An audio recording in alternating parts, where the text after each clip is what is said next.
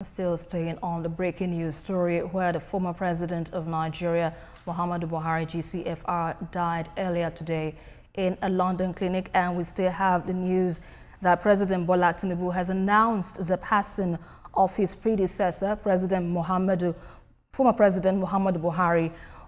President Buhari died today in London at about 4:30 p.m. following a prolonged illness. President Tinubu has spoken with Mrs. Aisha Buhari, the former president's widow, and offered his deep condolences. President Tinubu has also ordered the Vice President Kashim Shettima to proceed to the United Kingdom to accompany President Muhammadu Buhari's body back to Nigeria. Former President Buhari was twice elected Nigeria's president in 2015 and 2023. He also served as military head of state between January 1984 and August 1985. President Tinubu also has ordered flags at half-mast as mark of respect for the departed leader. And this report, we just had it a while ago from the special advisor to the president, Mr. Bayo Ononuga.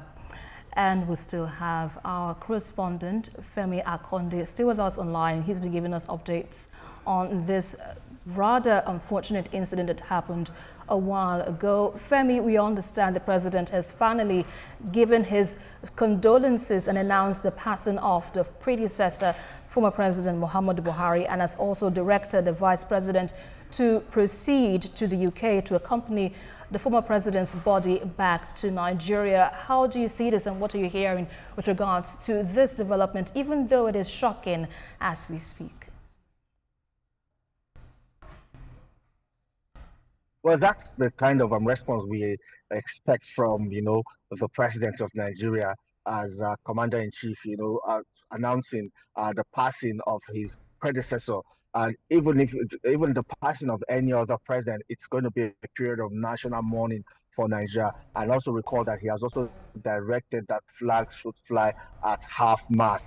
But we believe that by tomorrow, it will now be clear how many days of mourning will be declared for Nigerians or the country to mourn former President Muhammadu Buhari. We also expect that his Daura home will become a mecca of sorts for a lot of people going to pay condolence.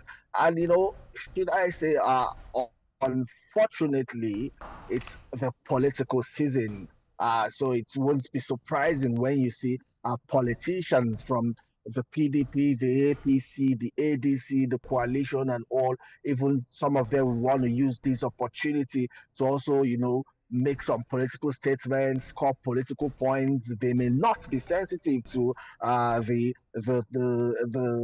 circumstances, or to the times. They may not be sensitive to the times. A lot of them will also feel that, well, that's a place to go to be seen, Daura. So we expect that the roads to Daura will be very busy. The governor of Katsina State, Umaru Dikko, will also be very busy receiving visitors who have come to pay homage or condolence or commiserate with the Buhari family. A lot of them from the Buhari family would also go to the palace of the Emir of Daura, the palace of the Emir of Katsina, and then to the government house to see Governor Umaru Dikko. And we also expect that, well, it's not clear, but we believe that President Bola Tinubu at some point will also go there to pay respect to a friend who they have worked together, and a political ally that they have worked together over the years, and with whom he partnered to help, to help, with whom he partnered up in 20. That is quite, that also will be very, that's President Bola Tinubu expect him to also go there to commiserate. He has directed Vice President Kashim Shettima to accompany the body from London to Daura. We expect to see former President Olusegun Obasanjo to at some point, visit. We expect to hear a statement from him because himself and Muhammad Buhari served together in the military. We're expecting to hear from President Ibrahim Babangida, who himself and Muhammad Buhari also served in the military, who also staged that coup to unseat President Muhammadu Buhari in 1984.